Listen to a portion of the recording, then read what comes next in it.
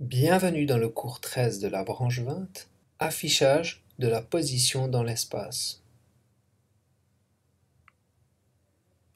L'affichage de la position dans l'espace nous sert à avoir plusieurs informations. Des informations d'attitude ou d'assiette et dans ce cas-là par exemple des informations de cap, de VOR, de vitesse, d'altitude.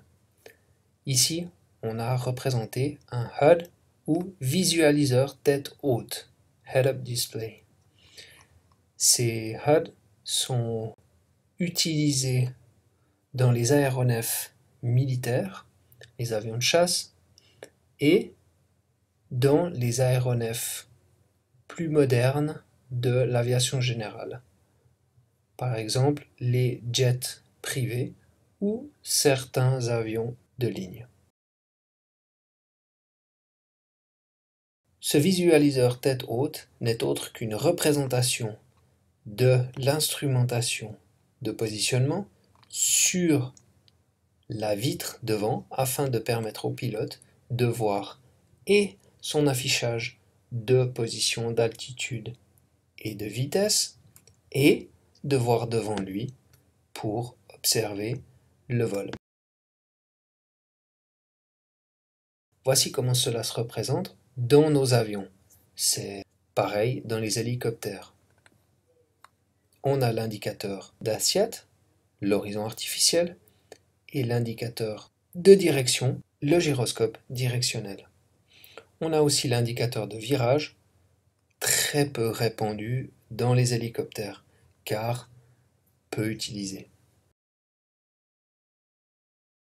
Afin d'afficher notre position dans l'espace, on va utiliser un gyroscope.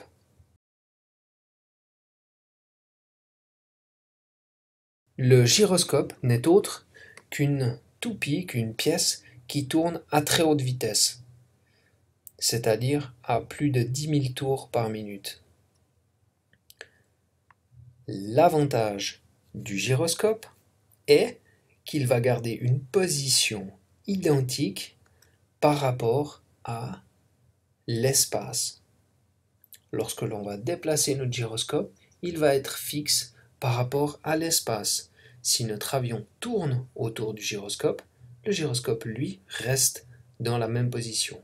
Ce principe est grâce à la vitesse de rotation de la masse du gyroscope. La propriété du gyroscope est, comme un rotor d'hélicoptère, si on lui met une force de perturbation, l'effet se fera ressentir 90 degrés après. Si l'on appuie sur ce côté du gyroscope, notre gyroscope va se déplacer comme indiqué par la flèche. Cela se produit aussi avec le rotor de l'hélicoptère, le disque rotor. Ceci est appelé la précession gyroscopique.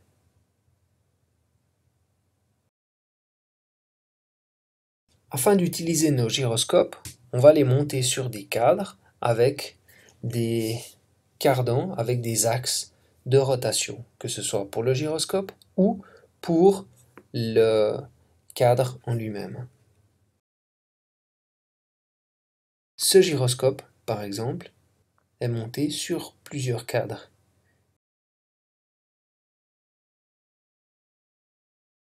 Le gyroscope vertical, il est appelé gyroscope vertical car son axe est vertical. Il permet de mesurer l'attitude de vol, donc il va être utilisé pour l'horizon artificiel et va être utile pour le pilote automatique et le flight director. Le gyroscope directionnel, comme son nom l'indique, sera utile pour indiquer la direction.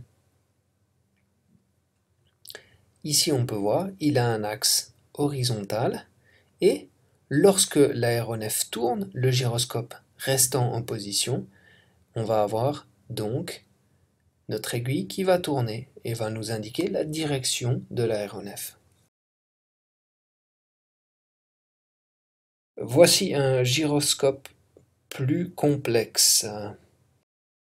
Certains aéronefs ne sont plus équipés de gyroscopes mécaniques, mais de gyroscopes laser, extrêmement précis. On ne retrouvera pas de gyroscope laser sur nos petits hélicoptères. Ceci est réservé aux hélicoptères ou aux avions, plus particulièrement modernes, et qui coûtent très cher. L'avantage d'un gyroscope laser est que sa position ne sera pas altérée dans le temps.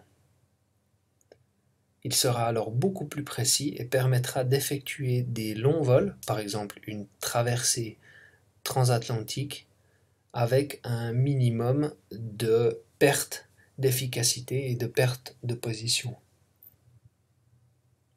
Il ne sera donc pas très utile pour l'hélicoptère.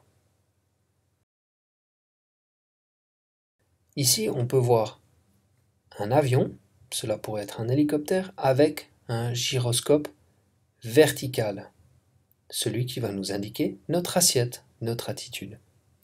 Lorsque notre avion est à plat, les ailes à plat, le nez à plat, on va caler notre gyroscope pour qu'il soit aligné par rapport à l'avion.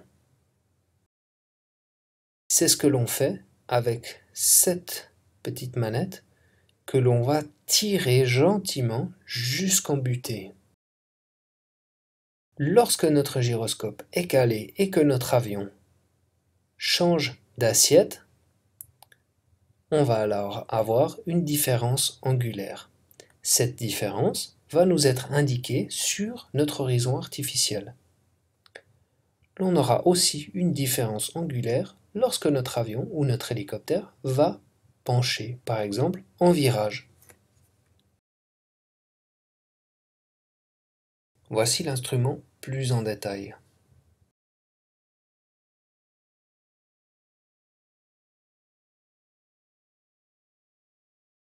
Ici par exemple, on peut voir notre hélicoptère qui tourne dans un virage assez incliné, on voit le plan de la mer plat et on peut voir l'horizon artificiel qui nous indique notre hélicoptère qui tourne.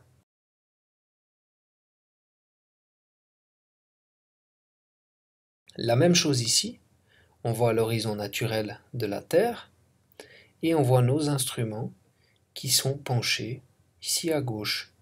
On voit ici aussi l'horizon artificiel penché à gauche.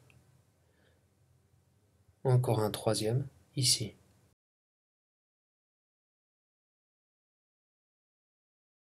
L'avantage de ces instruments, comme c'est illustré là, est que si l'on ne voit pas de vent, par exemple lorsqu'on vole dans les nuages, en vol IFR, on peut savoir exactement la position de notre aéronef, l'assiette de notre aéronef, par rapport à l'horizon. C'est l'instrument principal utilisé pour le vol aux instruments.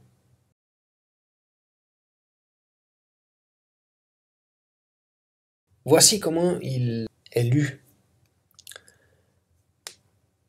Lorsque notre assiette est à plat, lorsque l'on ne monte pas et que l'on ne tourne pas, on a tout qui est centré. Ici, on voit si l'on monte ou l'on descend et sur ce triangle, on peut mesurer l'angle de virage. Par exemple, en volant à plat, on tourne en virage à gauche, on voit notre aéronef qui se penche à gauche par rapport à l'horizon et un angle de virage indiqué ici. Si notre aéronef se penche à droite, on va l'avoir penché à droite avec l'angle de virage indiqué ici. Si notre aéronef a les ailes à plat et monte, on le voit alors dans le bleu, c'est-à-dire dans le ciel. Le nez pointe vers le haut. Ici, on voit notre aéronef en virage à gauche ou à droite. Si notre aéronef descend, c'est-à-dire qu'il pique vers le sol, on va le voir dans la terre. C'est pas bon signe en général. Le voici en train de piquer et en virage. En virage à droite situation encore moins agréable. Voici l'horizon artificiel. Ici, l'on peut voir deux petits boutons, un que l'on va tirer pour aligner le gyroscope avant le décollage. Souvent, sur ce petit bouton, c'est marqué Pull to Cage. Ici, on aura une petite molette que l'on peut tourner afin de monter ou descendre le petit aéronef ici en fonction de la taille du pilote. Le gyroscope directionnel, il nous sert dans l'indication du cap. L'axe du gyroscope est horizontal et il va nous permettre de mesurer le cap de l'avion par rapport au calage fait préalablement.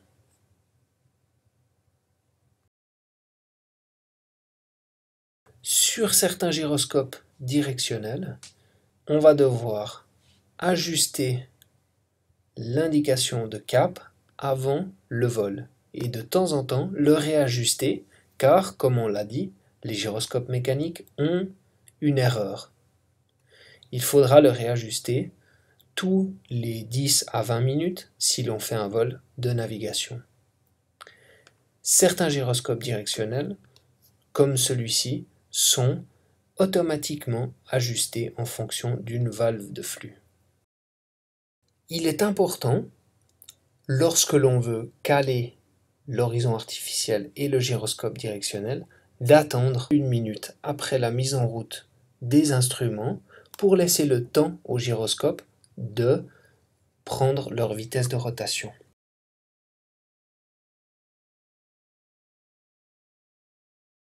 Le coordinateur de virage et l'indicateur de dérapage nous permet de savoir si notre virage est coordonné. Il utilisera un gyroscope horizontal comme dans le gyroscope directionnel. Ces instruments vont nous permettre d'effectuer un 360 en 2 minutes. Si l'on penche notre avion jusqu'à ce que les traits soient alignés et que l'on garde l'habit au centre, l'on va faire un 360 en 2 minutes. La même chose ici, si l'on penche notre avion à gauche ou à droite et que l'on aligne l'aile avec le trait, l'habit reste bien sûr centré et on va faire un virage de 360 degrés en 2 minutes.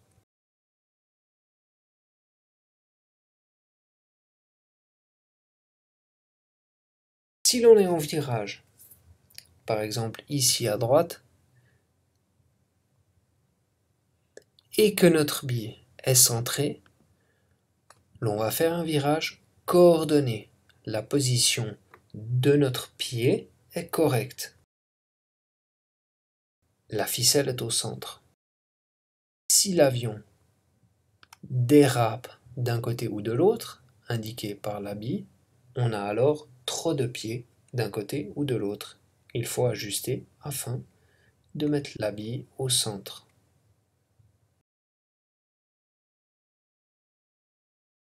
Merci pour votre attention.